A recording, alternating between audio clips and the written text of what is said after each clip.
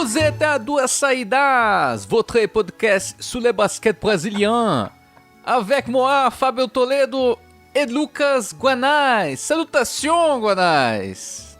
Quando il me prende ses bras, qu'il me parle tout bas, je veux la vie en rose.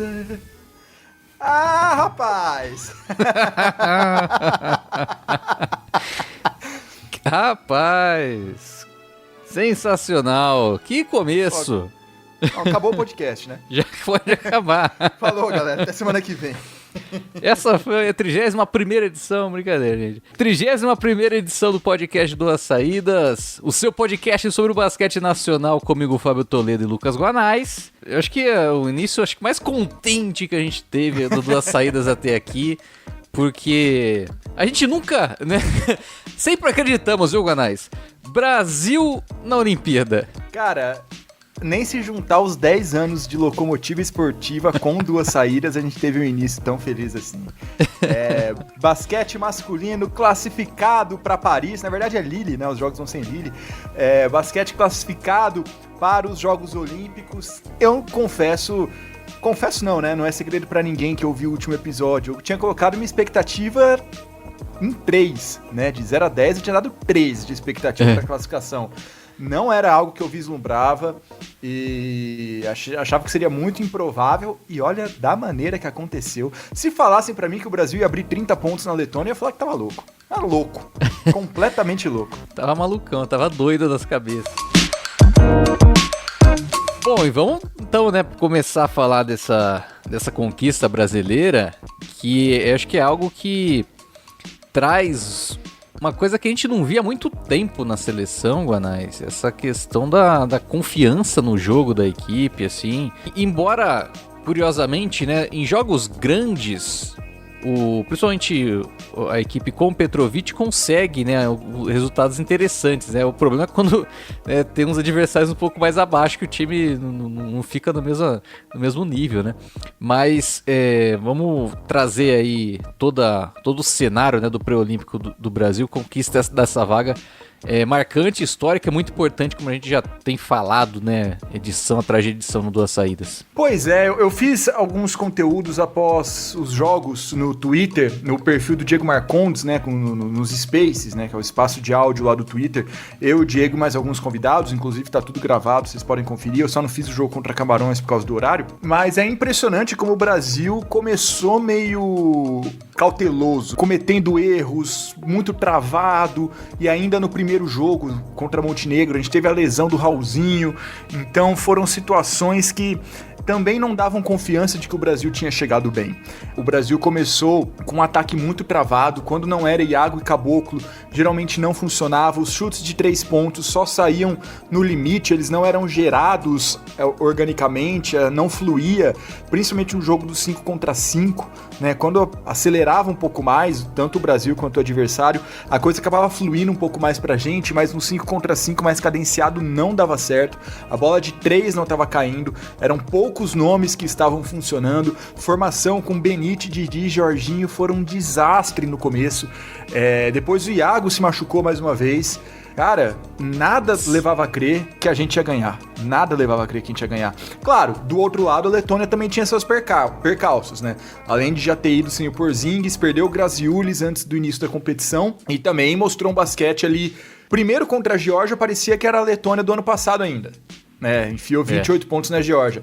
Dali pra frente o negócio começou a desandar um pouco. Sim, a Letônia do primeiro jogo foi impressionante, assim, eu acompanhei o primeiro tempo, né, dessa partida, o time muito forte, aquela bola de 3 caindo como caiu lá na Copa do Mundo, só que aí depois, na sequência, na partida contra a Filipinas, que a equipe perdeu, já deu um pouco da ideia de como o Brasil poderia enfrentar, né, a Letônia numa possível decisão.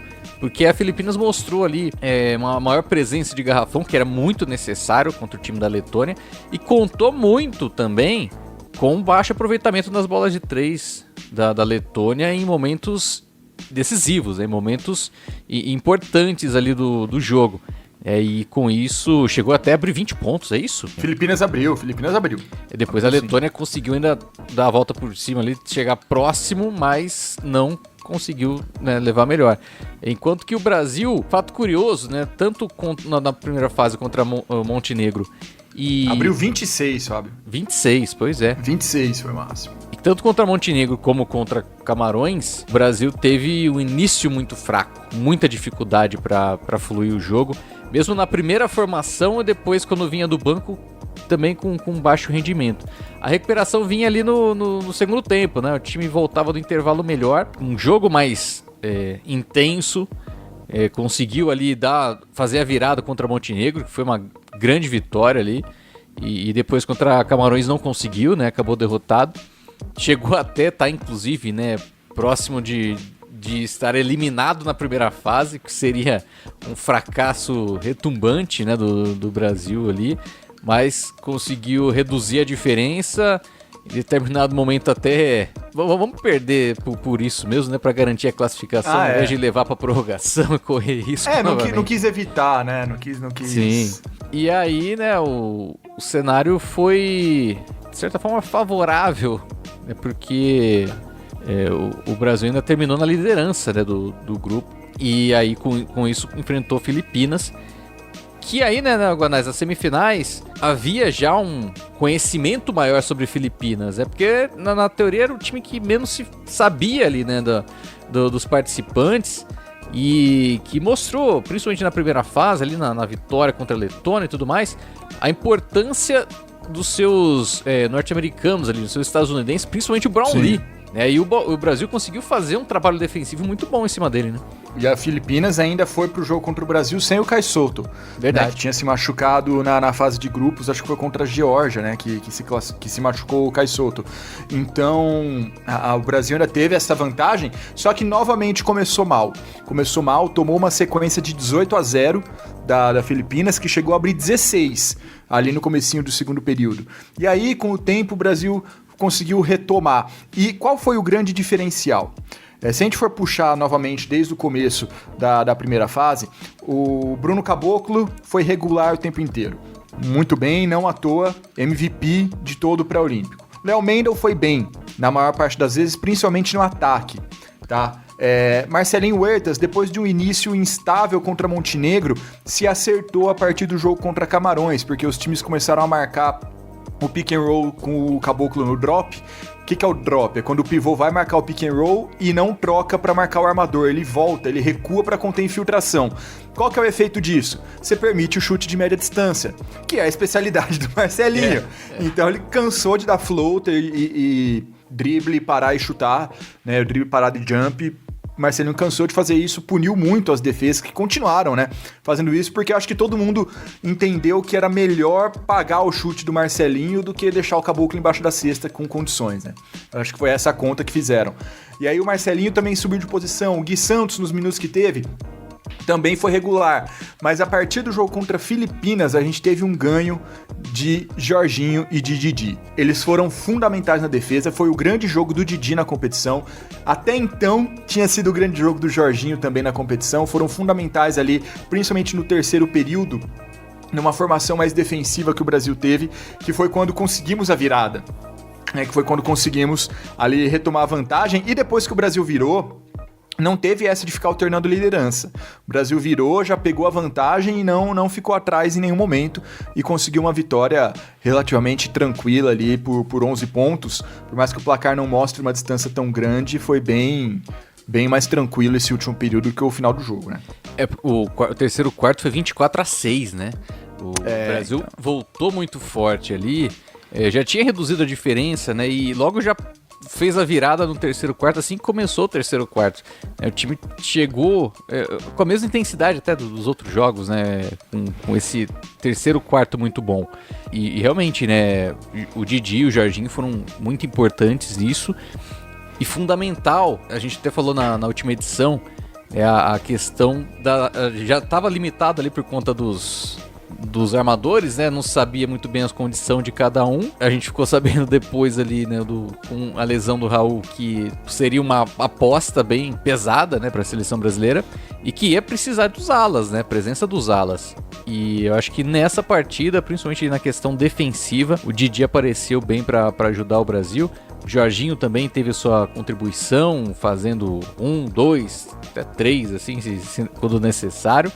E aí o Brasil teve, né, essa possibilidade de avançar, porém aí teve todo o cenário da lesão do Iago, né, que deixou ainda mais a preocupação pro torcedor brasileiro pensando na decisão, né, porque já tava sem o Raulzinho, aí ficou sem o Iago, né, lesão na mesma panturrilha, né, que ele teve lá pelo Estrela Vermelha, e aí ficava tudo nas costas do Marcelinho Huertas, tendo o Jorginho também como uma possibilidade, ali, uma válvula de escape na armação. E esse era o cenário pensado, né, do que viria pela frente para enfrentar a Letônia. E curiosamente, né, Guanais, o Brasil que começou tão mal os jogos, começou de uma maneira avassaladora contra a Letônia. Não, incrível, foi incrível.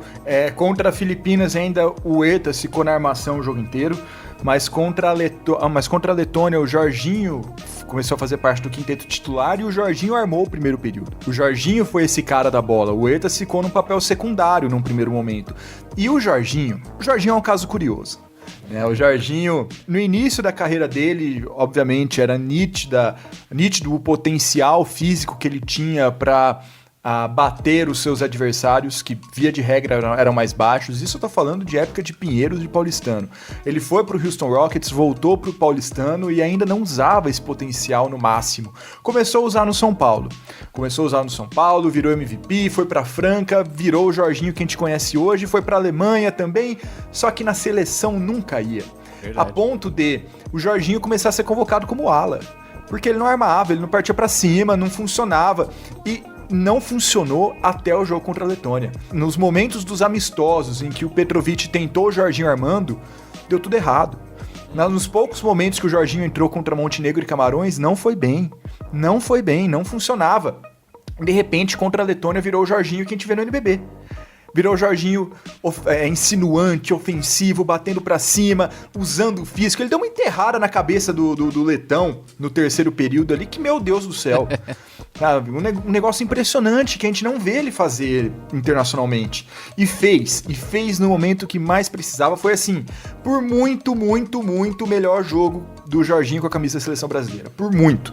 No começo do jogo, as três primeiras cestas, ele teve participação ali fundamental. Inclusive, depois, mais pro final do período, com aquele crossover que deixou o Smith de cara no chão. Nossa. Seguido de bola de 3.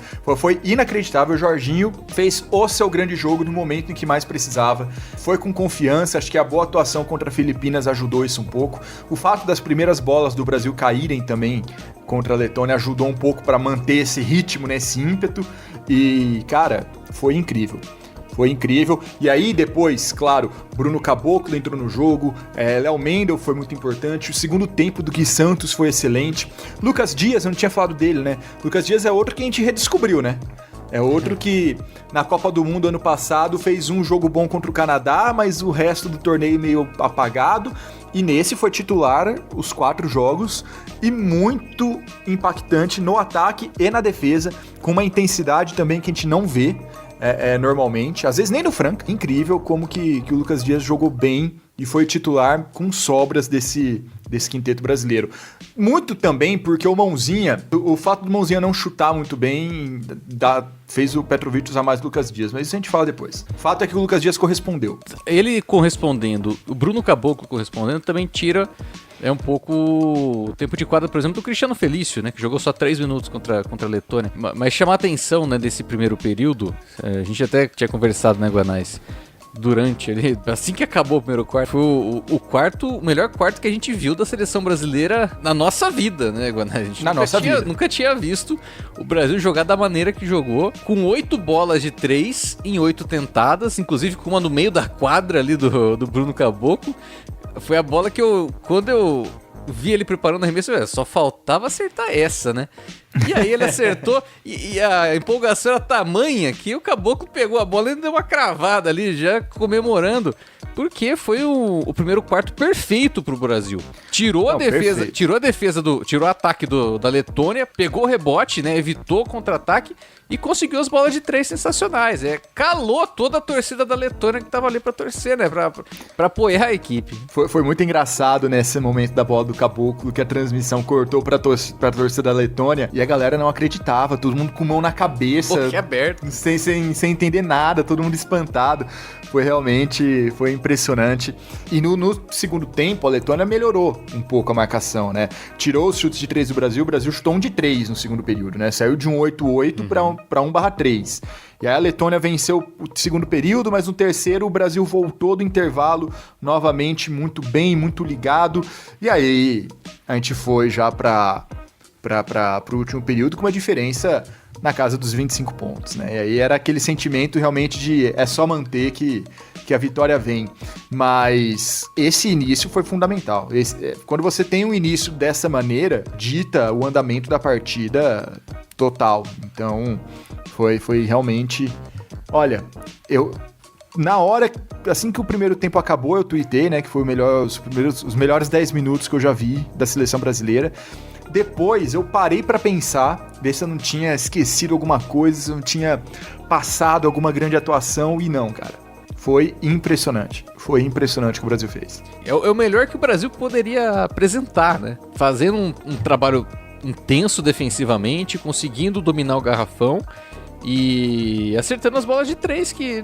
Quer queira, quer não, faz parte ali da cultura, né, do basquete brasileiro, desde ali da época do Oscar, né, desde os anos 90, anos 80, o trabalho do Brasil é muito voltado, né, para as bolas de 3. Até antes mesmo da NBA, né, se tornar o que é hoje, né, o Brasil tem essa cultura aí das bolas de 3 e é raro acontecer o que aconteceu, né, 8 em 8.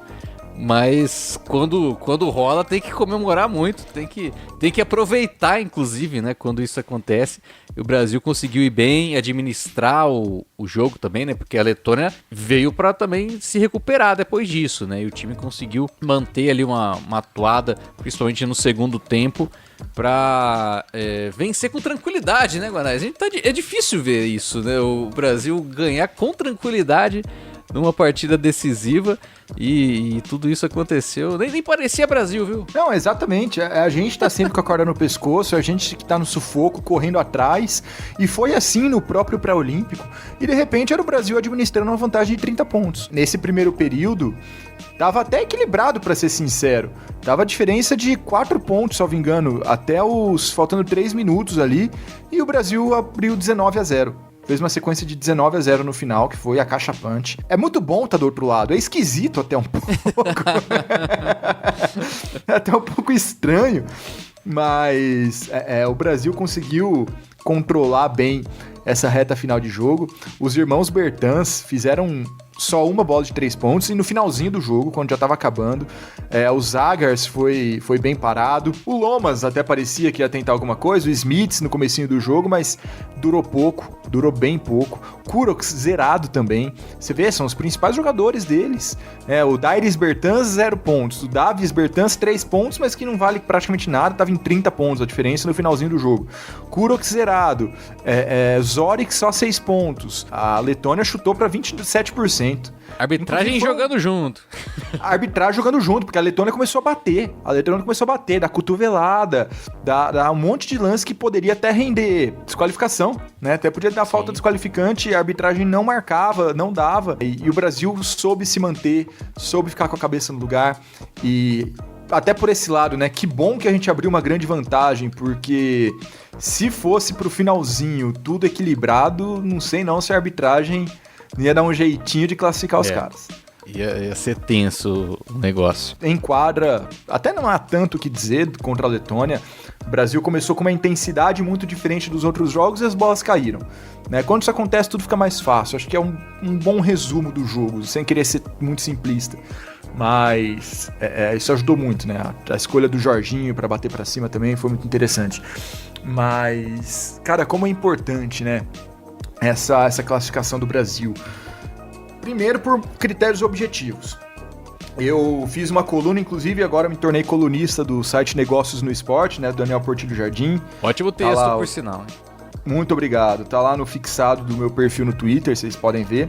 Que eu fiz antes do Pré-Olímpico começar, um texto analisando quais seriam os possíveis impactos objetivos de uma classificação brasileira. O primeiro é que o Comitê Olímpico Internacional não distribui credenciais de técnicos para todo mundo. Ele distribui para as confederações credenciais de treinadores numa proporção próxima a 40% do número de atletas. Então, se uma delegação tem 100 atletas, o Comitê Olímpico Internacional libera ali uns 40 treinadores. Vai em qual modalidade? Vai para qual atleta? Aí cada país que decide, tá? Mas é mais ou menos essa quantidade. E o que acontece? A gente tá com mais modalidade em 2024 do que a gente teve em Tóquio. Então a gente precisaria de mais técnicos. Para piorar, muitos esportes coletivos não se classificaram. Futebol masculino não classificou, handebol masculino não classificou, basquete feminino não classificou. E por que essas modalidades são importantes? Porque é uma modalidade levando muito atleta. O futebol leva 22 sozinho. O handebol leva acho que 15 ou 18, não lembro agora.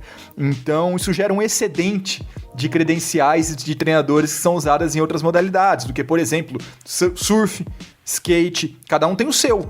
E aí acaba que às vezes a confederação do surf leva um técnico para todo mundo, por exemplo. E quando você tem muito esporte olímpico, esse excedente acaba ajudando as outras modalidades. Então, o basquete masculino ter conseguido ajuda um pouquinho, não é muito, né? Basquete são só 12 atletas, mas ajuda um pouquinho. Além disso, internamente, tem a questão das verbas do COB, do Comitê Olímpico Brasileiro. Porque como que as confederações são mantidas? Primeiro, pode ser por patrocínio ou verbas distribuídas pelo Comitê Olímpico Brasileiro. Essas verbas, elas são oriundas de uma porcentagem do rendimento das loterias. Então, toda vez que você vai lá, aposta na sua loteria federal, na sua Mega Sena, etc., uma parte do dinheiro que você aposta vai para o Comitê Olímpico Brasileiro. Isso está regulamentado pela famosa Lei Agnello Piva. E aí, o Comitê Olímpico tem uma bolada de grana na mão dele. Nesse ano, por exemplo, são 225 milhões de reais. E como é que você divide entre as confederações? São 30 e poucas confederações. Tem dois jeitos. A metade dessa grana é dividida igualmente, o mesmo dinheiro para cada um, e a outra metade é uma divisão meritocrática. Então, quanto melhor a confederação for, quanto melhor for o desempenho da confederação, mais dinheiro, mais pontuação ela ganha, né? Maior pontuação ela tem nesse ranking e quanto melhor colocada ela tiver, mais dinheiro ela ganha. O COB tem uma lista com vários critérios, cada um com a sua pontuação, que as confederações podem atingir. E aí essa pontuação vai desde gestão interna, tá com as contas em dia, categorias de base, participação em torneios de base, etc., até os principais torneios adultos. Então, participar de Olimpíada é um critério. Ficar entre os 8 na Olimpíada é um critério mais pesado. Medalhar na Olimpíada é um critério que estoura a boca do balão, assim, para a confederação, sabe? É garantia de bastante pontuação. E em ano olímpico, geralmente as pontuações relacionadas à Olimpíada são bombadas. Em ano de Pan-Americano, as pontuações relacionadas ao Pan-Americano são bombadas, por aí vai. Esse critério muda um pouquinho a cada ano, tá? Mas a ideia é essa pontuação que muda a cada ano de cada critério. Poxa, o Brasil ficou fora do basquete 3x3 masculino e feminino, ficou fora do basquete feminino. Se ficasse fora do masculino, ia ficar muito atrás das outras confederações. Para vocês terem ideia, tem algumas confederações que... O basquete foi a 18ª confederação, tá? Que mais recebeu dinheiro. Primeiro foi o vôlei, depois foi o atletismo, aí vem judô, natação, ginástica, essas aí. O basquete estava lá em 18º. E quem estava atrás do basquete, por exemplo? Tiro com arco, esgrima, são modalidades que estão mandando gente para a Olimpíada, gente com condição de medalhar, que dirá ficar em oitavo. Então, o Brasil, o basquete, tinha uma grande chance, já tem uma grande chance de perder algumas posições, né? O basquete ainda masculino ainda tenta ser essa salvação da lavoura de garantir um pouco mais de verba para a Confederação Brasileira de Basquete. Fora isso, né, Fábio? E aí acho que dá pra gente discutir um pouco mais, porque esses critérios objetivos é preto no branco, né? Não tem muita discussão, mas tem a questão da popularidade, né? Sim. Como é importante você ter... Primeiro, a conquista do pré-olímpico já rendeu um minuto inteiro no próprio domingo na Globo, nas outras emissoras também, ainda mais agora que a gente tá meio fraco de esporte, né? O futebol tá só com o Campeonato Brasileiro, a seleção masculina foi eliminada da Copa América e tal. Muito lugar deu minuto pra mostrar a classificação do basquete. Cara, é algo impensável que só um torneio como as Olimpíadas conseguem proporcionar. Com certeza. E aí chama também um fato muito importante, que a gente não vai ter o time masculino do futebol nas Olimpíadas. Queira que não, uma concorrência ali dentro de popularidade para quem acompanha, né, os Jogos Olímpicos. Embora a gente saiba que o futebol na Olimpíada não vale absolutamente nada, mas tem gente, as emissoras que transmitem, inclusive, né, vão passar o jogo do Brasil no futebol, né, porque é o que dá audiência. Não tendo essa possibilidade, dá mais condições para as outras modalidades aparecerem. É lógico, em comparação com o vôlei, né, um negócio muito diferente. Mas a gente vai ter jogos bem interessantes do Brasil que vai atrair um público. Vai atrair um público de NBA, por exemplo, que a gente sabe, né, que é um público diferente do basquete nacional aí, de NBB. Vai ter o público tradicional, né, de Olimpíada, né, que acompanha a cada 4 anos. O esporte coletivo, né, chama muita atenção de quem acompanha os Jogos Olímpicos.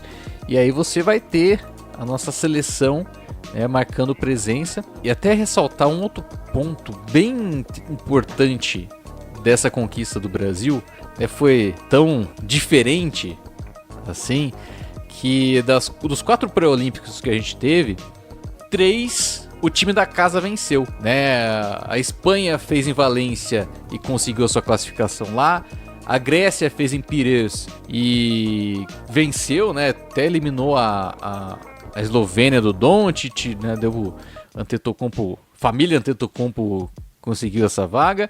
E até Porto Rico, que não ia para uma Olimpíada há 20 anos, fez lá a sede em San Juan e conseguiu a classificação. Só o Brasil que foi lá para Riga e conseguiu essa classificação. Então tem também esse impacto, né, de confiança, né, para uma geração que vinha acumulando fracassos também, né, Guanais, ali no adulto. Cara, boa parte da nossa baixa expectativa também era em relação a isso, né? A gente perdeu por muito para a própria Letônia ano passado no Mundial. Aliás, eliminações decepcionantes do Brasil no Mundial de 2023, no Mundial que a gente perdeu, né, para a Letônia, no Mundial de 2019 que a gente perdeu para a República Tcheca, no Mundial de 2015, né, que a gente perdeu para a Sérvia, se não me engano, depois de ganhar da Sérvia na fase de grupos.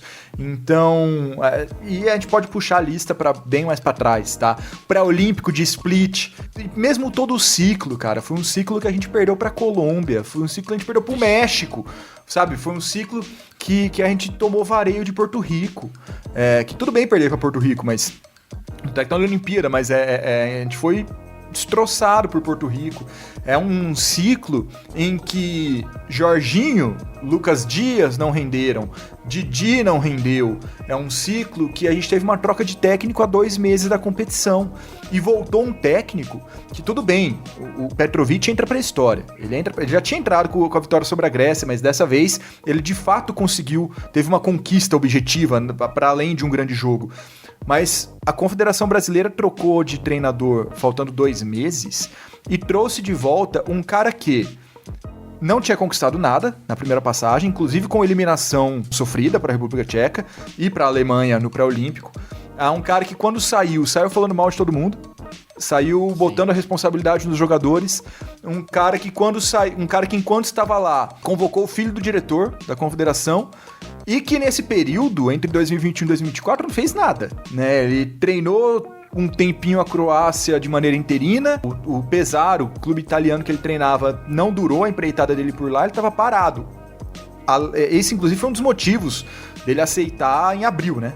Porque muito técnico estava ali no final de temporada. Fora o fato dele ter amizade com o presidente da Confederação Brasileira de Basquete. E foi esse cenário, cara, foi assim que a gente foi pro pré-olímpico.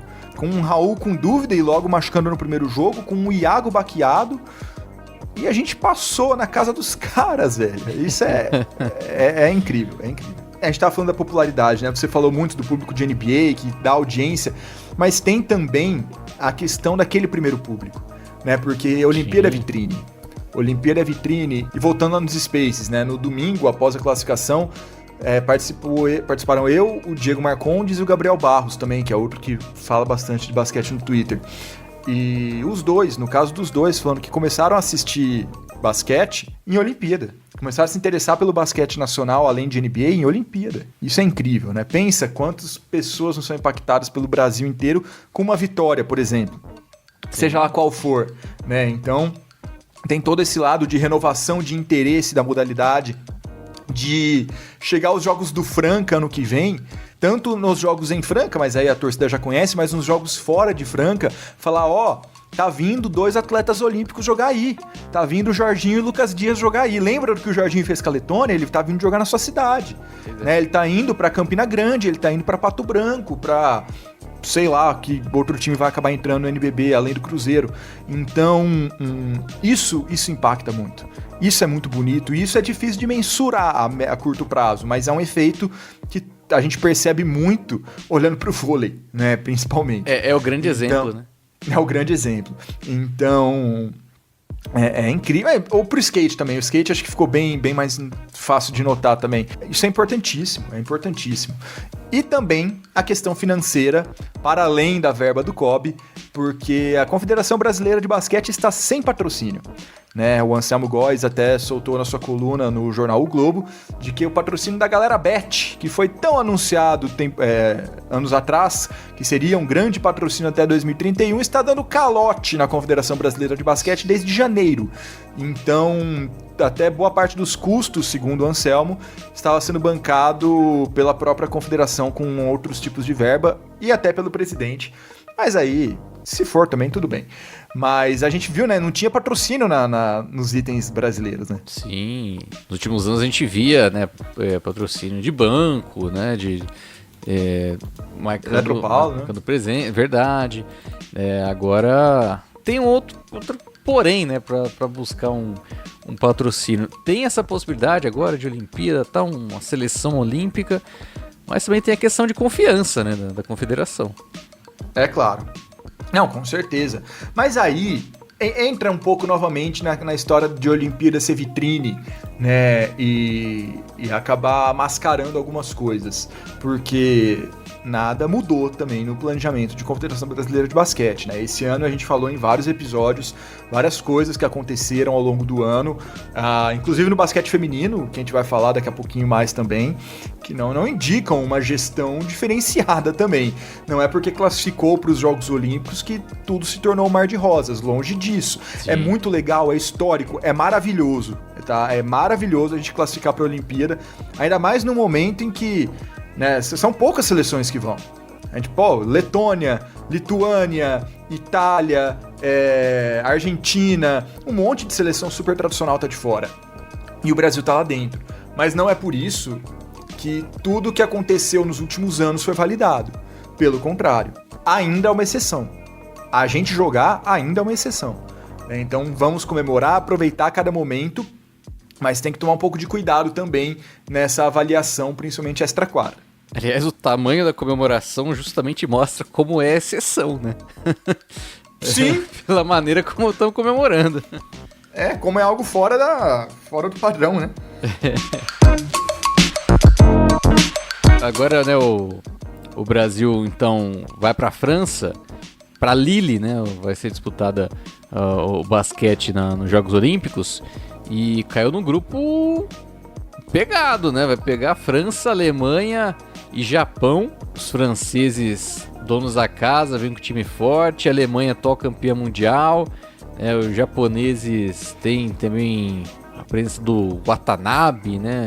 O cara tem presença ali na NBA. Hashimura também. Tem ainda a possibilidade da equipe conseguir avançar, né, como uma terceira melhor campanha. Tem alcance ali, né, na competição. E é muito legal a gente estar falando agora, depois do pré-olímpico. Já está faltando pouco mais... Não, menos de 15 dias, né, agora para os Jogos Olímpicos. O basquete começa dia 27, né? O primeiro jogo do Brasil. Mas qual que é a programação, né? O Petrovic deu folga para todo mundo. E eles se reapresentam dia 17 de julho na Croácia. E dia 18 começam os treinos em Zagreb. O primeiro jogo do Brasil é contra a França, dia 27 de julho, num sábado, meio-dia 15. Depois joga dia 30, numa terça-feira, contra a Alemanha, às 4 horas da tarde. Esse é pra matar o trabalhador, né? E o último jogo da primeira fase é contra o Japão, na sexta-feira, dia 2 de agosto, às 6 horas da manhã. Esse também mata o trabalhador, mas pelo menos o trabalhador assiste, né? Então, é um pouco melhor. Então, e o Brasil, então, como disse, se reapresenta no dia 17. Nesse caso, não é uma preparação curta, né? Porque é o mesmo grupo que já tá treinando, já jogou o pré-olímpico. A única alteração possível é se Iago ou Raulzinho não estiverem em condições. Raulzinho disse que vai jogar, né? Disse que vai jogar, mas claro, não é ele que decide, né? É o corpo médico. Mas acho que é a única possibilidade, não teremos mudanças, a menos que um dos dois esteja incapacitado de jogar o pré-olímpico. E aí, a gente vai falar, né? A gente tem o quê? A gente tem 2 podcasts até lá? Por aí. A gente tem dois podcasts até lá, então a gente vai trazer, principalmente no podcast daqui 2 semanas, uma análise mais aprofundada dessas seleções, mas existe um mundo, né? Existe um caminho que o Brasil passa. Eu acho que eu chego com mais expectativas do que eu cheguei no pré-olímpico, porque o que pode ser um problema. Eu ia falar isso. O que pode ser um problema. Mas a expectativa é a mãe da decepção. E não pela atuação contra a Letônia apenas, tá? Mas pelo próprio formato das Olimpíadas. Contra a França, eu imagino que vai ser muito difícil, né? São os donos da casa, tem o Wembanyama e o Rudy Gobert, que é uma dupla de garrafão, não só de garrafão, né? Porque o Wembanyama joga em qualquer lugar da quadra, que é incrível. O Wembanyama é o cara da bola no pick and roll, né? Então, ao invés de você marcar os Zagars, que tem 1,88m, 1,90m, você tem que marcar o Wembanyama de 2,24m. É duro. Então, é muito mais difícil. E fora que quem faz a parede não é o Smith, é o Gobert, né? Então, tem uma diferença bem grande. E, claro, além você tem Yabusele, Lessor, Ivan Fournier, por aí vai. A Alemanha também. A Alemanha é muito difícil, é um time muito conciso, foi o time que ganhou da gente em 2021, foi o time campeão do mundo ano passado, e tá todo mundo lá, né? Os irmãos Wagner, né? O Mo e o Franz Wagner, tá o Dennis Schroeder, tá o Maodolo, tá o Voigtman, perdão. Então tá todo mundo lá, um timaço também da Alemanha, mas dá jogo. A Alemanha dá jogo, eu acho, mais do que a França, principalmente pela dupla de pivôs. E o Brasil tá meio complicado nos pivôs para além do caboclo. E contra o Japão é uma boa seleção. Tem ali, né, como você mencionou, tem o Rui Hachimura do Lakers, por enquanto, no momento que a gente grava do Lakers, né? Tem o Watanabe, que jogou pelo Phoenix Suns na última temporada. Ele tá na lista dos 12, mas ele tá voltando de uma lesão no calcanhar. Então, talvez esteja um pouco baqueado, apesar de ser o último jogo, né, da primeira fase, mas tá indo um pouco baqueado aí no sacrifício para essa Olimpíada. Mas você tem o Kawamura também, que joga no Yokohama, muito bom. O Akira Jacobs, que joga no basquete universitário norte-americano. Então tem gente boa. Tem gente boa no Japão, é uma seleção qualificada, tá? A gente não pode abaixar a cabeça pra eles, não. Não seria improvável uma derrota, por mais que o Brasil seja favorito. Mas qual que é o ponto? Como você disse, né? Classificam os 2 primeiros de cada chave, são 3 grupos com 4. Classificam os 2 primeiros e os 2 melhores terceiros. E aí que eu acho que reside a maior chance do Brasil, né? Ficar entre os 2 melhores terceiros. Claro, se bater uma Alemanha da vida, pode até ficar em segundo. Quem sabe em primeiro, dependendo até das combinações de resultado, mas eu acho que essa vaguinha de terceiro é a maior esperança do Brasil. Principalmente porque no grupo dos Estados Unidos, Estados Unidos, Sérvia, Sudão e Porto Rico. Então tem uma diferença muito grande entre Estados Unidos e Sérvia para o resto. Se rolarem uns placares meio elásticos aí, o Brasil ganha no saldo. O caminho é basicamente ganhar um jogo e não perder de muitos outros. Eu acho que é esse o cenário brasileiro. São 3 grupos, né? Você mesmo mencionou, no grupo C tem Sérvia, Sudão do Sul, Porto Rico e Estados Unidos. O Brasil está no grupo B, então, com França, Alemanha e Japão. E no grupo A tem Austrália, Grécia, Canadá e Espanha. Esse grupo é impressionante. nos livramos desse, né? Nos livramos desse aí. Esse grupo é a definição de tanto faz. Não tem muito que acontecer aí. E chama muito atenção, Guanais. 12 vagas, muita seleção boa ficou de fora, né? Essa, inclusive, é uma das reclamações. É um seleto grupo. E aí você tem na classificação, por exemplo, um representante africano, que o nível é diferente, né, do basquete europeu. Embora a gente tenha perdido para Camarões. Mas é um cenário que essas vagas para cada continente também acaba tirando vaga de seleção grande, né? Então a gente mas isso acontece isso acontece em toda modalidade, né? Sim. Fala-se muito no vôlei também, isso. É o espírito olímpico. No final dos contos é o dar chance para todo mundo, é levar todo mundo, que o importante é participar e etc. Mas o Sudão ainda é um bom time, hein? Não me surpreenderia se eles batessem em Porto Rico. O Sudão é bom time. É do... do Bowl lá? Não. É do... Então eu já falei sem coisa, né? É do Kralik Jones, que jogou a Copa do Mundo, foi bem ano passado o Kralik Jones. Foi um dos maiores pontuadores da Copa do Mundo, inclusive. Tá no Bulls, não? Jogou no Bulls. Ele jogou no Bulls, ele tá na China, né? E foi um dos maiores pontuadores ano passado. É um cara muito bom. Porto Rico também tem uma grande seleção. Inclusive, que história também de Porto Rico, né? A classificação contra a Lituânia. Ele jogou no Dallas, no Denver e no Chicago, tá? O Kralik Jones, eu peguei aqui. Com Tremont Waters jogando pra caramba, José Alvarado jogando pra caramba, com Arroio na beira da quadra, felizaço. Chorou, né? Chorou. O Bad Bunny, o cantor, vibrando igual um louco na arquibancada também. Cara, é muito legal. O basquete Olimpíada é muito legal. Enfim, esse é o cenário. É difícil a gente prever alguma coisa, porque depende dos resultados dos outros grupos, né? São situações que o Brasil não tem ingerência. Então não dá pra gente garantir um saldo contra, por exemplo, a Grécia, garantir um saldo contra Sudão do Sul ou Porto Rico. Porque são em outros grupos, né? Então, realmente é torcer pra acontecer algum vareio do lado de lá e tentar não comprometer muito o saldo no grupo do Brasil, né? Eu acho que esse é o cenário. Essa é a questão, mas diante de toda a circunstância, voltar à Olimpíada, participar de uma Olimpíada já é ótimo. Mais do que qualquer outra coisa, realmente. Vamos falar mais sobre os Jogos Olímpicos nas próximas 2 semanas aí, né? Com certeza. E depois, quando já estiver rolando, né? E é isso, pessoal. Vamos dar sequência aqui ao nosso podcast. Vamos dar sequência mais ou menos, Fábio. Porque, cara, era pra gente ter tido esse sentimento em fevereiro, né? Pré-olímpico feminino no Brasil. Se no masculino o Brasil foi a única seleção que conseguiu a classificação sem a sede, no feminino foi o oposto, né? Só nós e a Hungria que não conseguimos, mas num regulamento que tinha 4 seleções na chave e 3 conseguiam a vaga e o feminino ficou de fora. Era pra gente ter tido esse sentimento antes. E isso é triste. Realmente é triste. A gente até tinha comentado, né, as possibilidades do feminino eram até maiores pela maneira como era, né, a qualificação.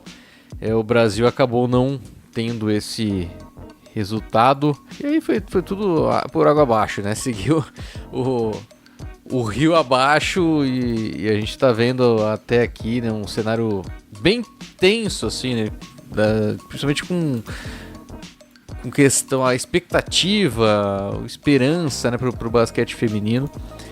E até para trazer também o nosso próximo assunto, né? Saiu aquela reportagem que a gente até comentou, né, na última edição do podcast, que ia sair aí do Demetrio Vecchioli. E uma matéria falando primeira pessoa ali, né, com a Clarissa, que jogou no Corinthians, né, nessa última temporada, mas estava há 2 anos sem jogar.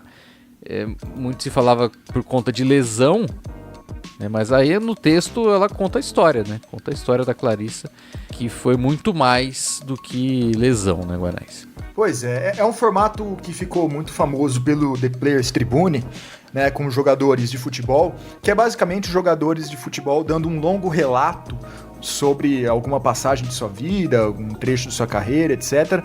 E os jornalistas que acompanham transformam esse texto numa narrativa em primeira pessoa, né? Então é como se fosse o atleta contando a sua própria história. O jornalista está lá para deixar apresentável, né? Dar ali a sua habilidade de escrita para a história que aquele atleta quer contar. Isso foi importado pelo UOL, né, que já Demétrio e outros colegas fazem isso com maestria em várias modalidades. Dessa vez foi a da Clarissa, e o que ela conta ali é estarrecedor. É estarrecedor, é uma matéria que fez bastante barulho quando saiu, mas logo começou o pré-olímpico, né, e masculino, e aí acabou ficando um pouco à margem do debate. Infelizmente, durou pouco, digamos assim. E trata muito da questão de pressão psicológica mesmo, né, dentro do basquete feminino, das coisas que a gente fala, inclusive, né, da temporada longa, né, que atleta precisa ter para fazer dinheiro, né, para conseguir ter seu sustento, né, de praticamente não ter férias, ter que jogar no Brasil, no exterior, tem a sorte de jogar numa WNBA, mas também faz o acompanhamento, né, no Brasil, e aí no meio de tudo isso veio uma competição com a seleção, né, e isso vai minando, né, até a alegria de jogar basquete, como foi no caso da Clarissa, né? Ela desenvolveu um quadro depressivo,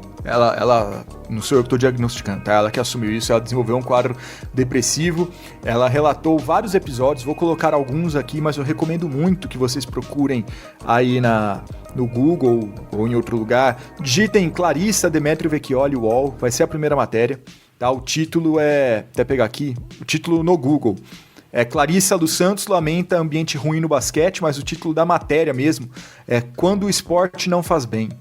E aí ela conta, por exemplo, ela conta em 2016 que ela foi demitida por jogar na seleção, né, que a convocação aconteceu durante a LBF, e aí ela foi jogar, era um evento teste para a Olimpíada no Rio, e quando voltou ela foi demitida.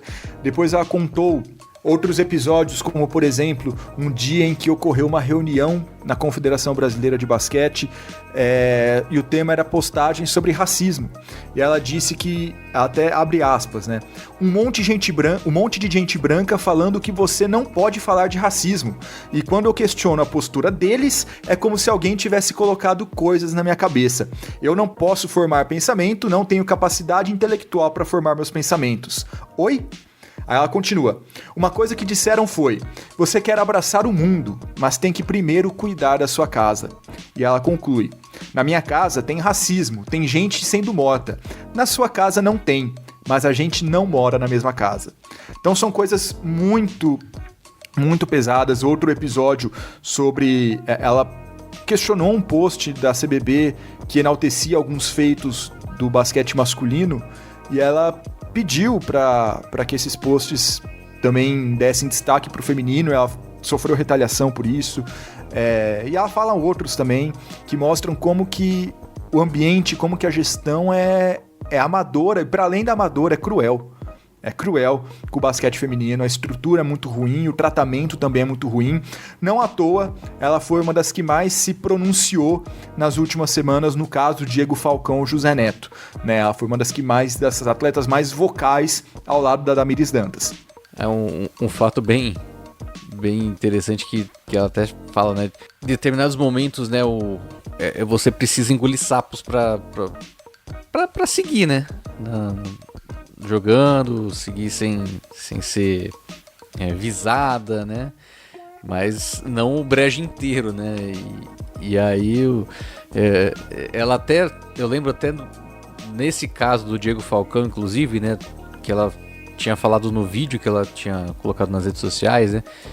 Muito atleta não tá contente com isso, mas por medo realmente não fala. E poucas que se veem, seja na condição ou até mesmo de estar cansada já, né, de todo esse cenário, e fala, né, justamente por conta desse ambiente tão tóxico assim que ela nota, é algo que até a gente tinha falado na última edição, a importância, além do profissionalismo, né, que a gente está vendo que falta, né, no ambiente, a falta de mulheres também, né, todo esse cenário que ela ressalta, todos os setores de cargo de comando, ela sempre tem que ouvir um homem ali nesse momento que tá numa outra realidade, né? Que tá morando numa outra casa, né? Tá justamente bem distante da realidade do basquete feminino, ou da atleta, no caso. A gente vê realmente como a gestão do basquete brasileiro é muito ruim, é muito amadora, e ainda no feminino é colocado em segundo plano. No caso dela, ainda uma mulher negra, colocado mais à margem ainda, né? Realmente como se ela não tivesse capacidade de fazer qualquer outra coisa que não seja bater uma bola de basquete, né? Como ela mesma disse. Então é um texto muito pesado, mas eu recomendo muito, muito mesmo que todo mundo leia, porque o timing talvez não tenha sido o melhor, né? Ficou ali meio esquecido, principalmente com a conquista do pré-olímpico, porque muito do que ela relata lá ainda acontece novamente. Não é porque classificou o masculino para a Olimpíada que tudo isso tem que ser passar uma borracha em todo o resto. Não, pelo contrário. É aí que a gente tem que cobrar mais. E mostra também muito, exemplifica, né, como que mesmo diante de uma, entre aspas, conquista das meninas, né, da saída da comissão técnica anterior, como ainda assim é uma conquista que não tem sabor de vitória. É uma conquista que ainda deixou muita marca. Machucou o elenco, que machucou as jogadoras, familiares de jogadoras. Então que mesmo as conquistas não são prazerosas, não seria esse o termo, mas são feitas a duras penas, são feitas com muitas sequelas. E realmente é muito triste, é muito complicado, e todo o apoio do mundo para as meninas do basquete, que para além de todos os absurdos, né, aproveitar que a gente está em clima de Olimpíada, de pré-olímpico, no pré-olímpico desse ano foram 3 derrotas em 3 jogos, no pré-olímpico da Olimpíada passada, de Tóquio, foram 3 derrotas em 3 jogos. Você vê que é uma comissão que, claro, a gente já falou nos podcasts, né, que o trabalho pegou uma terra meio arrasada, que estava subindo aos pouquinhos, mas que ainda assim, se você for olhar, perdeu todos os jogos decisivos, todos os jogos decisivos. Não mudou nada. Então também nem em termos de resultado justificava muita coisa. E logo depois das Olimpíadas já tem a pré-Copa América, né? A qualificatória da Copa América. E a comissão brasileira, quer dizer, qual comissão brasileira, né? Porque não tem. Já tinha saído o José Neto, já tinha saído o Diego Falcão, e nessa semana o Virgil Lopes, que era o assistente técnico e também foi o treinador da seleção sub-18, né, que conseguiu a vaga para o Mundial, também anunciou a saída. Então realmente não tem ninguém e precisa pegar alguém aí para um torneio que começa daqui a um mês e pouquinho, né? Então realmente é uma situação muito precária ainda da seleção feminina. Sabe quem saiu também? O preparador mental. Eles tinham um coach, isso, né? Também. Tinha isso também, o preparador mental. Muito bem. Parabéns aos envolvidos. Pois esse preparador mental aí, a gente nem falou a semana passada porque... pelo amor de Deus, né? Também não dá pra dar palco para todo maluco. Tá duro. Mas, preparador mental, vai dar licença. E quem também se despediu, completando agora toda a comissão anterior fora do comando da seleção brasileira feminina, foi o assistente técnico Virgil Lopes, que foi o coach também da seleção sub-18. E vejam só, né? No seu post do Instagram, no seu post de despedida público, ele agradeceu todo mundo. Ele agradeceu as meninas, ele agradeceu também ao Zé Neto e ao Diego Falcão pelos 6 anos de trabalho e tudo mais. Agradeceu também as meninas que ele treinou diretamente no Sub-18 e conseguiu a vaga para o Mundial Sub-19.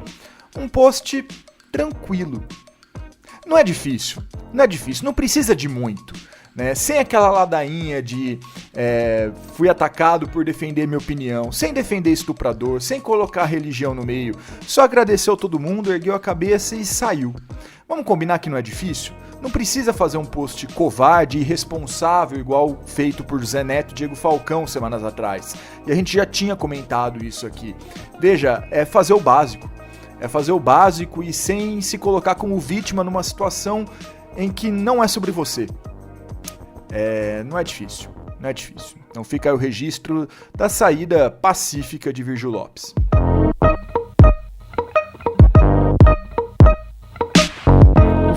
Seguir falando do basquete feminino, porque teve mais jogos aí da WNBA nessa última semana. Tem estreia, né? Damires Dantas fazendo sua estreia na temporada pelo Indiana Fever. Lógico, pouca minutagem, né? Nas duas partidas que ela entrou em quadra, contra o Las Vegas Aces e contra o New York. Jogou 2 minutos contra o Las Vegas, 7 contra Nova York, 7 pontos em 7 minutos, né? Já mostrando aí um pouco da possibilidade e participou da vitória do Indiana sobre Nova York. Também, né, por outro lado, a Stephanie segue com pouco espaço ali no Dallas. E do lado da Camila Cardoso, o Guanais, pelo Chicago Sky contra o Seattle, ela participou da vitória contra o Seattle, né, no último dia 5, jogou 34 minutos.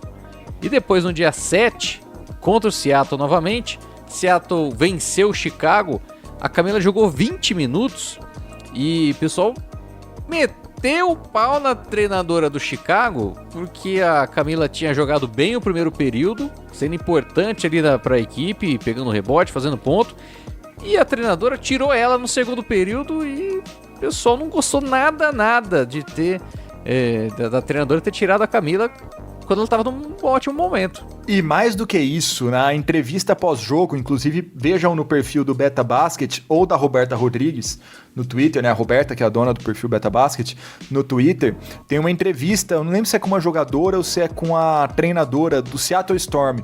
E ela pergunta, né, no segundo jogo, que foi a vitória, o Seattle pegou muito mais rebotes do que o Sky e muito mais rebotes do que no primeiro jogo. O que mudou? E a resposta da atleta ou da treinadora, não me recordo agora, do Seattle foi: bom, a Camila só jogou 20 minutos, e isso ajudou bastante. Então até o outro lado não entendeu direito o que aconteceu e aproveitou. Guanais, a Camila, ela jogou 20 minutos nesse segundo jogo, ela tinha pego 8 rebotes. Foi a mesma marca que ela pegou jogando 34, então ela tava melhor ainda, ela tava num ótimo momento ali, contribuindo pra caramba pro Chicago, e ela jogou 20 minutos só. Pois mas me pareceu algo mais pontual, tá? Não é que a Camila está perdendo espaço, nada disso. O fato do Chicago Sky não ter uma grande armadora diminui um pouco o potencial que a Camila pode entregar, né? Mas ainda assim ela tá num bom momento, ela tá jogando bem, me pareceu algo realmente mais localizado, um absurdo, né? Me pareceu muito estranho, mas sem gerar preocupação que eu tenho, por exemplo, com a Stephanie Soares, né? Que essa sim realmente não tá jogando pelo Dallas Wings, inclusive da minutagem baixa de semanas anteriores, ela passou a não entrar nos jogos em algumas situações. Então ali fica difícil até pra se manter, né, pra próxima temporada na WNBA. Tem uma rotatividade muito grande, né, na WNBA, são poucos times, então tem uma possibilidade maior, tem uma oferta maior de jogadoras, né, eu acho, no basquete feminino nesse ponto. Então tem uma rotatividade grande na WNBA. Se você não rende, principalmente se você é estrangeira, se você não rende rápido, a tendência é você não ficar, não tem muita paciência com você. A temporada é bem mais curta que a NBA, são bem menos times, por mais que ano que vem tenha lá o São Francisco Valkyries, né, as Valkyrias São Francisco, mas vai aumentar, mas ainda assim são bem menos times do que a gente está acostumado, por exemplo, no basquete masculino. Então, situação complicada aí da Stephanie, E a Damires, que bom que começou a jogar. Era questão de tempo, né? Damires é questão de tempo, já é uma jogadora testada, experimentada, todo mundo sabe do que ela é capaz por lá. Reforçando o time do Indiana Fever, que tem a Caitlin Clark como estrela, então a gente vai seguir acompanhando, agora com 3 brasileiras em quadra na WNBA. Às vezes nem sempre as 3, né? Pois é. E com os resultados da última semana, né? O Dallas Wings foi para a última posição, tá em 12º, são 12 times só, né? Com 2 vitórias e 8 derrotas nos últimos 10 jogos, aproveitamento péssimo de 22%. O Indiana Fever, que é o da Damires, está em 7º, numa sequência interessante. O time tá melhorando, viu? A Caitlin Clark tá jogando bem, a Damiris voltou, o time tá melhorando. São 6 vitórias nos últimos 10 jogos, tá em 7º. E o Chicago Sky, que é o time da Camila, tá em 8º, logo atrás do Indiana, com 4 vitórias nos últimos 10 jogos. Então o Dallas Wings deu uma desgarrada aí nessas últimas derrotas. Show de bola! Falamos então da WNBA. Agora a gente fala de LBF, Guanais. Nosso basquete feminino, a nossa liga de basquete feminino que chega à sua decisão repeteco. Teremos Sampaio Basquete e César Araraquara nas finais.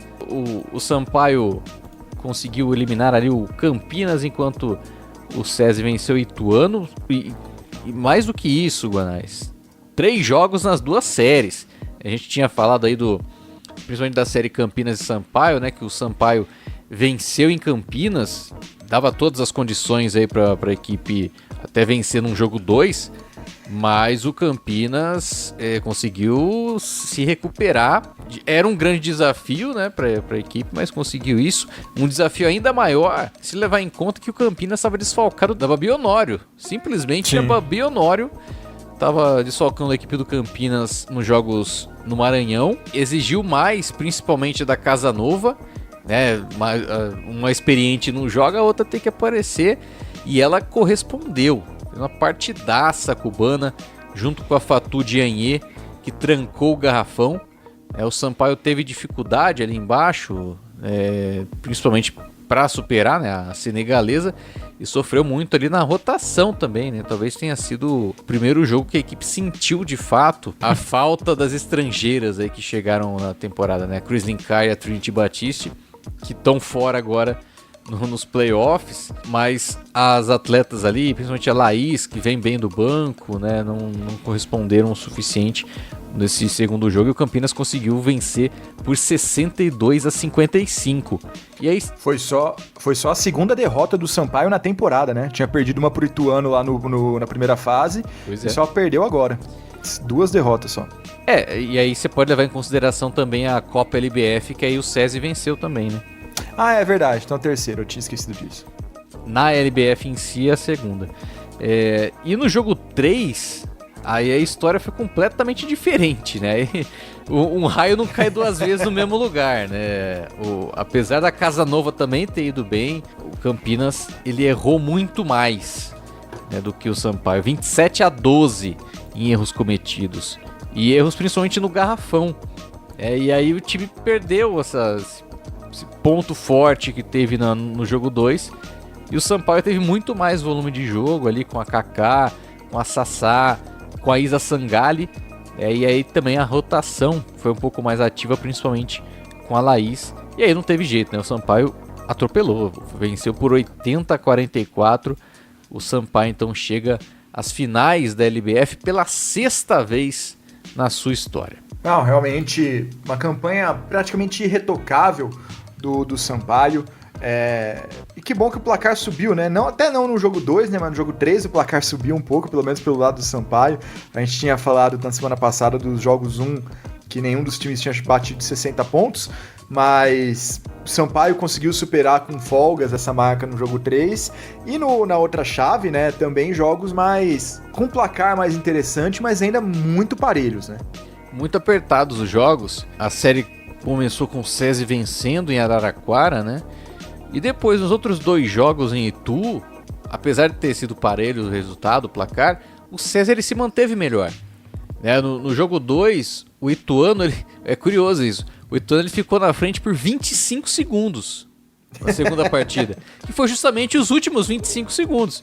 O time ficou atrás o jogo inteiro e ali na reta final conseguiu a recuperação.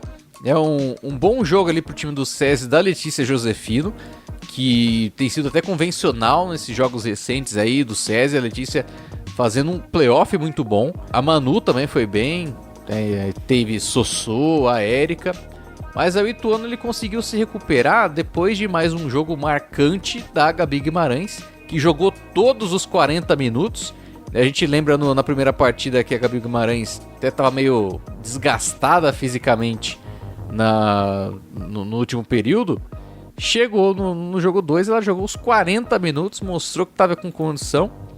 E além de uma reta final de alto nível também, da Joyce, da Lê Lisboa, fez a bola da virada, né, para a vitória do Ituano por 70-69. Não, foi muito bom, realmente um jogaço esse jogo 2. E o jogo 3 também não foi lá muito dispareado também, né? Uma vitória maior do SESI em termos de diferença no placar, mas o SESI abriu ali no final, no último período, uma diferença maior do que 2 dígitos, mas durante todo o restante o Ituano ainda tentou ali ficar próximo do placar, né? O SESI ele teve uma superioridade nos começos de jogo ali, no primeiro quarto e no terceiro quarto. Aí você teve a Sossô e a Manu ali indo muito bem nas bolas de 3. O time teve muito volume no perímetro, né? A Sossô fez 4 bolas de 3, a Manu também fez 4. Isso aí já dá 24 pontos, né, pro SESI. E ainda teve a Sossô muito bem na defesa, junto com a Débora ali na marcação das armadoras. Mas aí, sobretudo, destacou nessa vitória do SESI o trabalho coletivo, né? Com a rotação da equipe muito forte. Você tem, por exemplo, uma Érica de Souza e uma Vitória Marcelino vindo do banco. Isso dá muita profundidade pro elenco. E ainda assim, como você mesmo mencionou, né? Foi um jogo equilibrado, mas o Ituano ali na reta final não conseguiu a recuperação que teve no jogo 2. Teve um maior volume ofensivo ali, assim como teve no jogo 2, para uma recuperação. Só que o SESI também manteve a pegada, né? E aí não teve condição para a virada do Galo de Itu. E isso então garantiu o nosso repeteco das finais do ano passado. E destaque, viu, Guanais? Diferente das séries dos playoffs até aqui, as finais vai ser definida no confronto melhor de 5. O que é muito mais divertido, é muito mais basquete pra gente, né? E começa já nessa semana a série, o Sampaio, por ter ficado em primeiro na fase regular, tem o mando de quadra, né? Tem a prerrogativa de ter 3 jogos em seus domínios, e o sistema é 2-2-1, né? Então são 2 no Maranhão, 2 no interior de São Paulo, e o último jogo, se necessário, no Maranhão. Vamos para o calendário, Fábio? A final começa na quarta-feira, dia 10 de julho, em São Luís do Maranhão, às 9 horas da noite. Todos os jogos são 9 horas da noite, tá? Não vou ficar repetindo a cada partida, não. Então, primeiro jogo no Maranhão, quarta-feira, dia 10, tá? Sampaio e SESI. No dia 12, na sexta-feira, vem o jogo 2. Novamente no Maranhão, Sampaio e SESI, novamente às 21 horas. Aí a série vem pro interior de São Paulo, em Araraquara, no dia 17, que é a outra quarta-feira. Aí já é tema pro nosso próximo podcast, mas continuando no calendário, né? Aí SESI Araraquara contra Sampaio, dia 17, quarta-feira. Se necessário, na sexta-feira, dia 19, mais um jogo, SESI e Sampaio. E caso haja jogo 5, ele será no dia 23 de julho, que é uma terça-feira, daqui 2 terças-feiras, em São Luís, Sampaio contra o SESI Araraquara. Lembrando, todos os jogos às 9 horas, todos os jogos com transmissão do UOL e do Sport TV. E aí, fora isso, a TV Brasil transmite o primeiro, o portal Imirante.com transmite o primeiro, o segundo e o quinto. A TV Brasil transmite o terceiro também. E aí vocês podem entrar no site da LBF, lbf.com.br, para conferir certinho, mas este é o calendário. Então, Fábio, já temos jogo 1 e jogo 2 nesta semana em São Luís, com o Sampaio desfalcado. O que dá pra gente esperar? Lembrando que na primeira fase, Sampaio ganhou em São Luís e em Araraquara, mas na Copa LBF deu o SESI. Mostra o equilíbrio, né, dessa série, né, dessas duas equipes que de fato são as duas principais, né, do cenário nacional. Lógico que os 3 confrontos contou com a presença ali das estrangeiras do Sampaio. Acho que o primeiro não contou, mas os 2 seguintes teve. E assim, é muito equilíbrio. Eu posso dizer que é uma série muito equilibrada. Gosto muito do SESI na sua profundidade de elenco. Como eu mencionei, um time que conta com a Vitória Marcelino e a Érica de Souza vindo do banco. Isso é bem importante. Você tem, por exemplo, a Letícia Josefino contribuindo muito, começando como titular. Isso dá também um pouco de fôlego para a Érica. A Sossô também vendo uma sequência positiva de jogos. Você tem uma experiência da Débora ali na armação também, que ajuda muito, né, para a equipe. É um time que chama muita atenção, mas o Sampaio também tem nomes de grande qualidade, né? Teve todo o processo de reformulação do Sampaio da temporada passada, mas a Sassá tá fazendo uma ótima temporada, tá jogando muita bola. A Kaká e a Isa Sangalli caíram como uma luva ali nesse esquema de jogo que o Sampaio tá tendo na temporada e estão crescendo também nos playoffs. Eu acho que principalmente a Isa Sangalli, a partir do momento que você perdeu a estrangeira ali, a Trinity Batiste, a Isa Sangalli cresceu também em termos de importância. É um time que também tem os seus atributos e que, cara, vai ser uma série de alto nível, assim. Pode até levar num quinto jogo da série, mas eu acho que vai ser ponto a ponto. Outro nome também interessante que vem uma boa sequência pro time do Sampaio é a Rafa Monteiro, né, que entrou já no retorno, tá contribuindo bem também na ala. Então é uma série que eu não vou perder, viu, Ganais? Isso eu tenho certeza. Não, nem eu, com certeza não. Então, relembrando, a partir do dia 10, quarta-feira, às 9 horas da noite, transmissão gratuita no UOL, tem no Sport TV também. Sampaio e SESI são os dois melhores times do Brasil, de fato. E vai ser jogaço. A gente vai trazer tudo pra vocês aqui no próximo episódio, né? A gente vai falar dos 2 primeiros jogos. Depois, no episódio seguinte, do 3 e talvez do 4, e se tiver do 5 vai pro outro episódio, então vai longe, pode ir longe a série ainda. É a conclusão aqui da Liga de Basquete Feminino, Fábio. Eu gostaria muito de 5 jogos. Eu sou entusiasta do jogo 5. Apoiado. Então tá bom, então.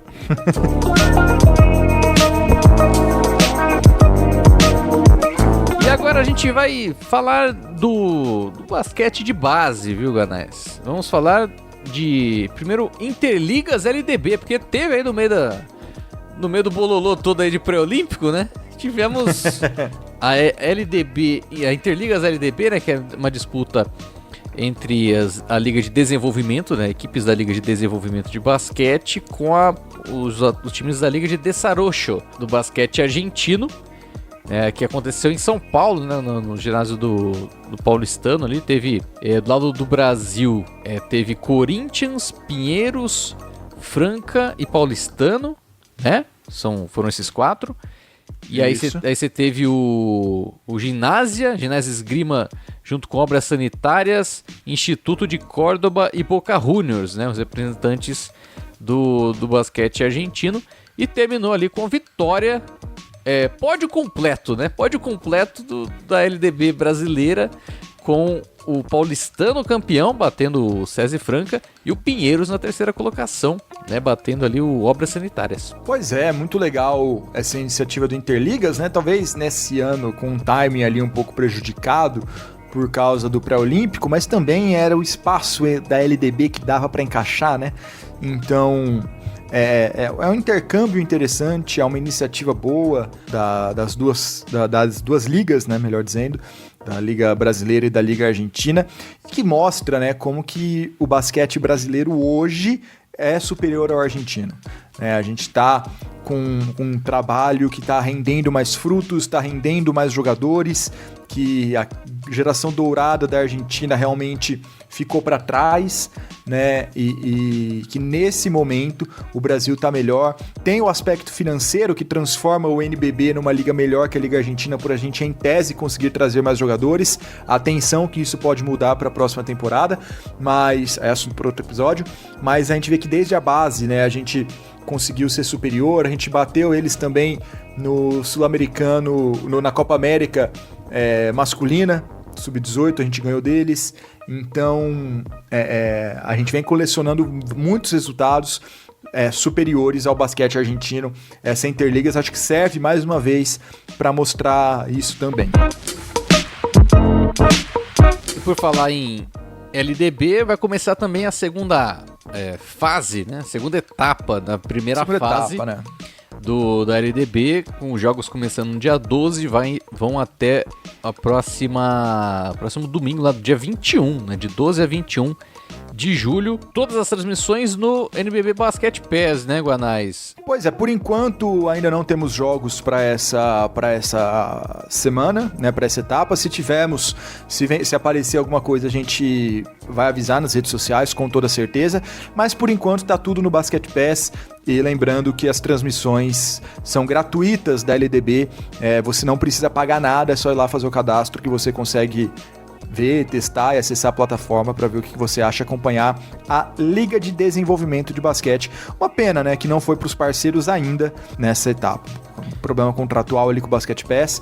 Vamos ver se volta pra gente alguma coisa e a gente avisa vocês. Então, jogos acontecendo só em 2 sedes dessa vez, né, nessa segunda etapa, acontecendo no ginásio da Gávea, do Casa do Flamengo, e no ginásio do Paulistano, né, porque como agora as equipes do mesmo grupo se enfrentam, né, que estavam ali em chaves diferentes na primeira etapa, então agora é todo mundo junto ali na mesma sede.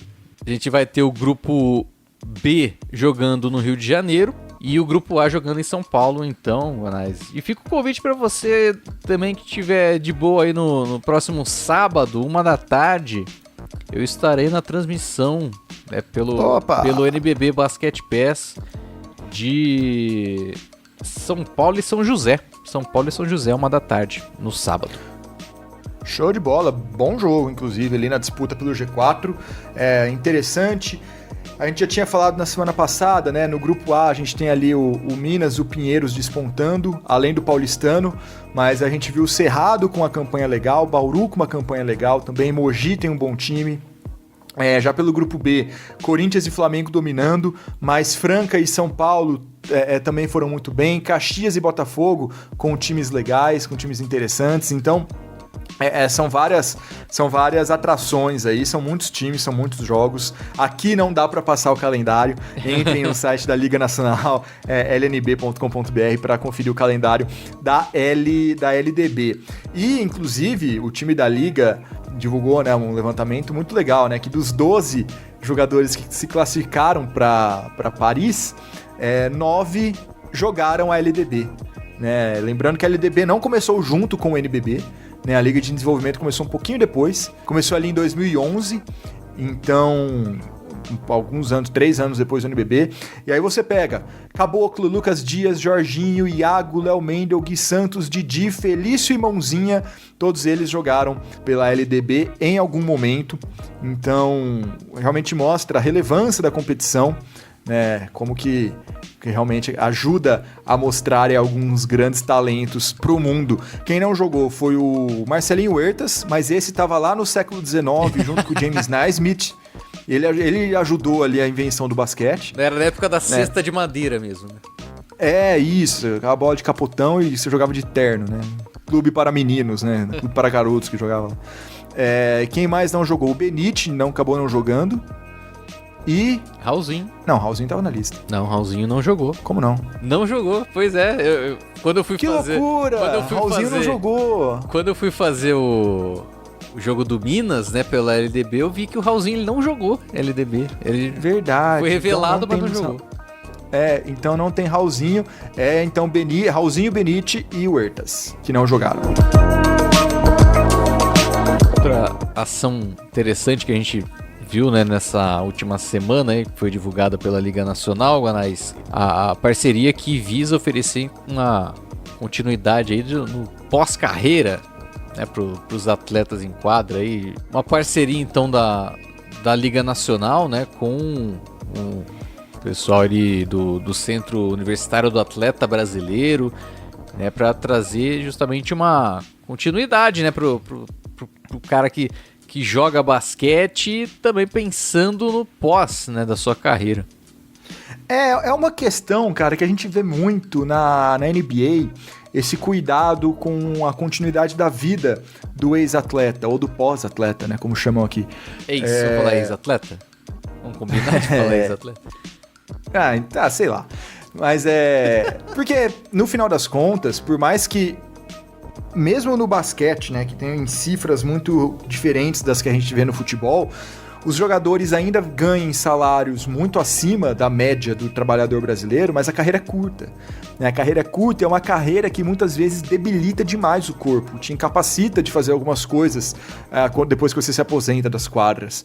Né? Então, as ligas, sempre que possível, elas tentam ter esse cuidado da manutenção ali da continuidade da vida do jogador. Então, na NBA, por exemplo, vira e mexe surge alguma situação envolvendo plano de saúde, por exemplo, que a liga paga para os seus ex-jogadores que ficaram um certo tempo jogando, né? Tem um requisito mínimo ali de jogos ou de temporadas, não me recordo agora, de ajudar em questões profissionais também. E o NBB tem um embrião disso com o Conexão NBB, né? Que seria esse pós-carreira, né? Para manter os atletas... um monitoramento dos atletas que deixaram as quadras, para auxílio no que for necessário, às vezes ajuda profissional, né? Pode integrar em alguma comissão, em alguma parte da liga, para manter eles ativos. E, nesse caso, enquanto a gente não tem, por exemplo, um plano de saúde para eles, a gente tem essa questão da educação, né? Fornecendo bolsas de estudo para os jogadores, para eles poderem ali se qualificar, se inserir no mercado de trabalho, entre aspas, regular, depois de aposentarem, caso assim desejem. Eu acho uma iniciativa legal, uma iniciativa interessante, que agora não vai fazer diferença, né? É algo de longuíssimo prazo. Eu acho o princípio muito bonito, né? Muito interessante. E a parceria também abrange familiares, né, desses jogadores, comissão técnica também. Então, é algo de longuíssimo prazo. É bom que a liga tenha programas de longuíssimo prazo, mas, é claro, o efeito disso a gente vai ver com o passar dos anos. Então, é algo que não pode ser esquecido também ali nas próximas temporadas por nós. E é uma maneira também, né, do próprio ecossistema do basquete absorver novos profissionais, assim, né, no sentido desse conhecimento da quadra, aliando também ao conhecimento teórico, né, de outros assuntos referentes que estão dentro do próprio basquete, né, que vão além ali da quadra. É lógico, trabalhar numa comissão técnica, preparação física e tudo mais, é algo mais próximo ali do dia a dia desse cara que por anos teve como jogador. Mas também tem possibilidades na parte de comunicação, né, na parte de marketing e na parte de arbitragem também.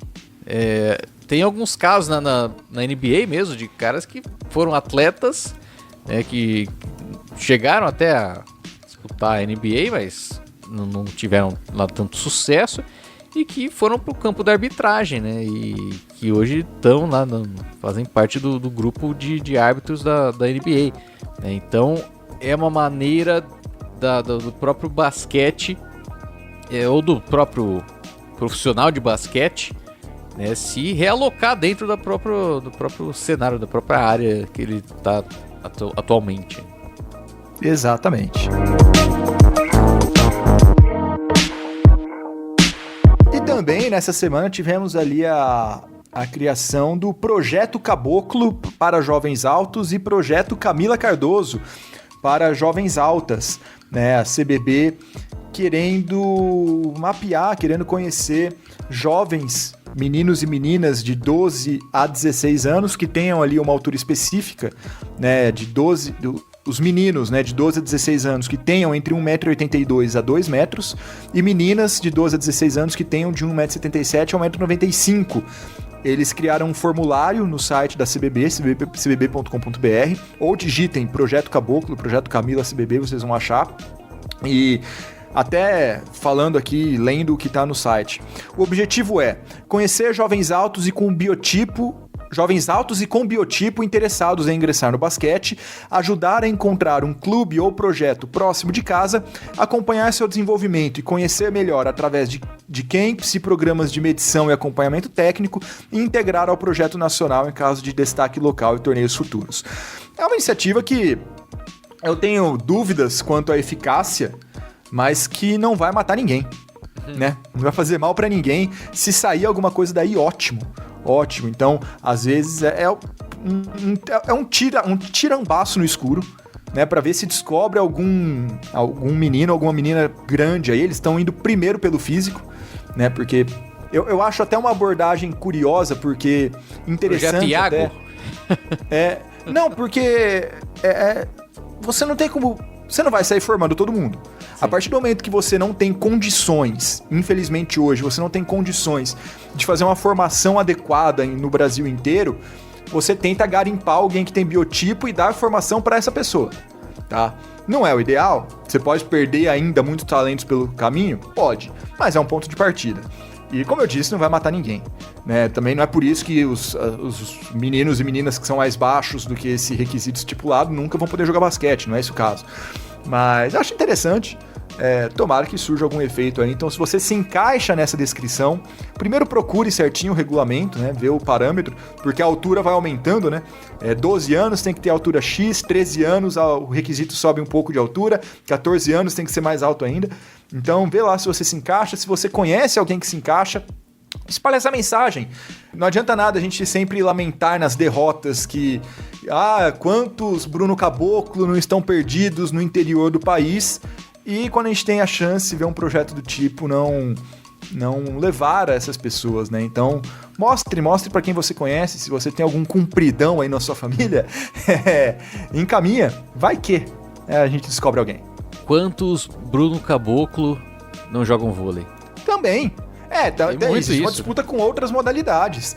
É que eu ainda acho que o Brasil tem uma disputa, tem uma lacuna esportiva muito grande. Se no final das contas o atleta acabar indo pro vôlei, pro basquete pode ser uma perda, mas ainda tá dentro do esporte. Mas quantos que a gente não perde, né, pra advocacia, pro telemarketing, pra, sei lá, qualquer profissão.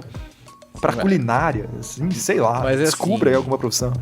Tem uma questão estrutural, assim, né? Porque é até um ponto curioso que outro trabalho, outro serviço que eu tenho, fui ver um projeto de vôlei que tem aqui, né, aqui em Bauru, lá da Unesp de Bauru. E um dos alunos ali que estava envolvido, ele falou, eu gostava de basquete, eu era do basquete, mas acabei conhecendo o vôlei e tipo, me interessei mais pelo ambiente do vôlei.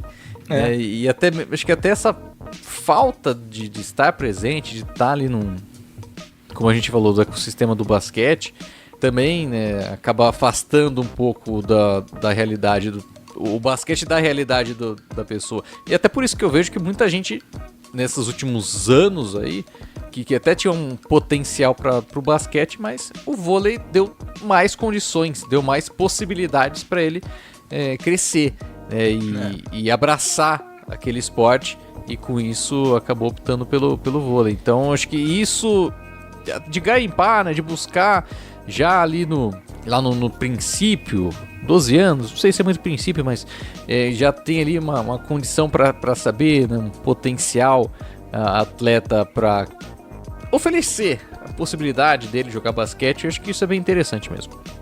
É que onde você começa a competir, né, a idade. Antes é a escolinha só, né? Mas é justamente na escolinha que você começa a aprender, né, sobre o esporte.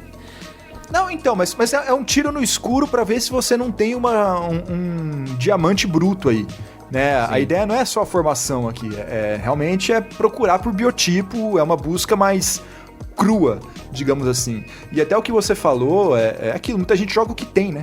Joga o que está disponível ali na sua cidade, na sua comunidade, então mostrar, dar a oportunidade também acaba redirecionando. É muito engraçado, às vezes a gente vê, né, até na NBA, que lá eles têm na faculdade, tá, na escola, acesso a todos ou quase todos os esportes. O próprio LeBron, né, ele falou, em determinado momento eu tinha que escolher se eu ia pro draft da NBA ou se eu virava jogador de futebol americano. Sim. O Jordan foi pro beisebol. Tem um cara que ele vai jogar na Olimpíada, um americano, ele vai jogar vôlei de praia na Olimpíada, e ele jogou 6 anos na NBA. Ele jogava no Houston Rockets, ele jogou na NBA, se aposentou do basquete, foi pro vôlei de praia e tá na Olimpíada. E no Brasil, esquece. Então, você tem que dar oportunidade, tem que mostrar, né? O Patrick Mahomes, né, que hoje é o maior quarterback do futebol americano, ele jogou, ele participou do draft do beisebol. Então tem toda essa... O cara participa de várias modalidades ali na sua formação, desde do high school, do college, né? Enfim, realmente... Se eu não me engano, o LeBron ele jogava de futebol americano, ele era running back, não era? Wide receiver na época do high school. Aí depois ele virou... Até porque ele não jogou college, né? High school é ensino médio e college é faculdade, tá, gente? Isso. Ele foi do ensino médio pra NBA, inclusive, né? O LeBron. Tanto é que depois dele mudou a regra, né? E proibiram isso. Show de bola! Então, mais uma coisa legal aí que está sendo desenvolvida aqui no cenário nacional. Agora vamos para o mercadão mercado da bola, Guanais. Bom, antes vamos falar da parte internacional. Porque o Bruno Savignani vai permanecer lá na Espanha. Pois é, ele foi anunciado como treinador do São Pablo Burgos, né? O time que acabou ficando aí na Leb Ouro, mas num patamar acima do Real Betis, que era a equipe que ele treinava. Então, Savignani aí com, em tese, mais chances de subir e conseguir um acesso na próxima temporada. E falando em acesso, o pivô Augusto Lima foi anunciado pelo Leima Coruña, né, que foi um dos times que subiram da segunda para a primeira divisão da Espanha. Então, teremos aí o Augusto Lima ainda na elite da Espanha na próxima temporada. Falando de elite, e aqui no nosso Brasilzão velho de guerra, hein? O que temos de grandes novidades nessa semana? Vamos ver, eu acho que principalmente a Unifacisa surpreendeu, a meu ver, e anunciou o Alaouequi, né? O Ala, que jogou no Brasil ano passado, de pontuação muito alta, vai jogar ali na ala ao lado do Gaskins. Então, uma contratação que me surpreendeu. É um cara que precisa muito da bola na mão, que precisa muito de volume enquanto tá em quadra. Não era assim que a Unifacisa costumava jogar, mas agora mudou de técnico, né? O galego, com certeza teve dedo dele nessa contratação também. De qualquer maneira, é um cara pontuador, é um cara agressivo em direção à cesta, não é mau defensor, não. O Alaouequi, e uma peça muito interessante, uma contratação curiosa da Unifacisa para essa temporada. Quem também tá se mexendo ali é o Bauru, né? O Gemadinha anunciou a saída hoje. Esse eu tô fresquinho na cabeça, porque eu acabei de ver antes da gente começar a gravar, né? O post dele de despedida. Bauru aí vai garimpar alguma coisa na LDB. Vai contar aí com Davi Rosseto, Pedro Infante. Qual a outra contratação do Bauru Basquete, Fábio, que eu tô perdendo aí? Andrezão. E tinha mais um, né? O Mogi, o Ala Mogi, né? Além aí das peças que vierem da LDB, tanto do próprio projeto do Bauru, quanto de outras equipes também. Quem mais, Fábio, que anunciou alguma coisa essa semana? Eu não tô me recordando agora. Eu acho que foi uma semana mais morna, né? Bem mais fraca. Tem a questão do Gabriel Jaú e tá indo pra Europa, né? Não tá certo isso ainda, tá? Existem negociações ali, o Enéas Lima que soltou, né? Mas, por enquanto, não é nada muito incipiente ainda. Gabriel Jaú com seu futuro indefinido para a próxima temporada. Quem conseguiu um time novo, e aí fora do país também, acabou de sair, Fábio. Nem deu tempo de te avisar antes, que eu acabei de ver. É o Juan, né, o pivô brasileiro, ele que depois da Summer League, ano passado, voltou para o México, disputou a Cibacopa, né, que é uma liga menor, que aconteceu nos meses anteriores, e agora ele pegou um time realmente na Liga Mexicana. Ele foi anunciado pelo Astros Jalisco. Então, Juan ali segue na América do Norte, segue no México, também, né, é a competição que todos os brasileiros estão indo, que a gente mencionou na semana passada, né, e que deve acabar ali em meados de novembro, e se for até a final, começo de dezembro. Então ainda dá tempo dele pegar uma Summer League ou alguma coisa na Europa, eventualmente, quem sabe até voltar pro Brasil, mas por enquanto segue ali no México o Juan, Fábio. Tem o Paulo Lourenço no São Paulo também, né? Paulo Lourenço no São Paulo também, é verdade. São Paulo que negociava com o Mumford, mas o Corinthians está tentando atravessar. Os dois times também disputam o Jonathan Luz do Franca. O que mais teve de mercado? O Mogi tá se mexendo bastante, né? O Mogi anunciou o Edu Marília, anunciou o Jamison Jr. e anunciou o Anthony Harris, né? O americano que estava na Liga Sorocabana, no Campeonato Brasileiro da CBB, foi um dos maiores pontuadores da competição e agora vai fazer parte do Mogi, ala. Quem também foi anunciado pelo Mogi é o Gabi Campos, armador, que jogou lá no Corinthians na temporada passada. Enquanto isso, eles já se despediram de Lupa, de Colina, de Lucas Lacerda. Lucas Lacerda vai para Brasília. O Gemadinha deve para Brasília também, né? Que estava no Bauru. E é isso, acho que são essas as principais movimentações até agora, Fábio. Não estou lembrando de mais nada. Foi uma semana mais fraca, que as atenções ficaram voltadas para o pré-olímpico mesmo. Também teve o São José, eu não me recordo se a gente falou disso semana passada, mas fica o registro, né? A Farmaconde, a rede de farmácias da região que patrocinava o vôlei, agora foi para o São José. Então é agora a Farmaconde São José Basquete.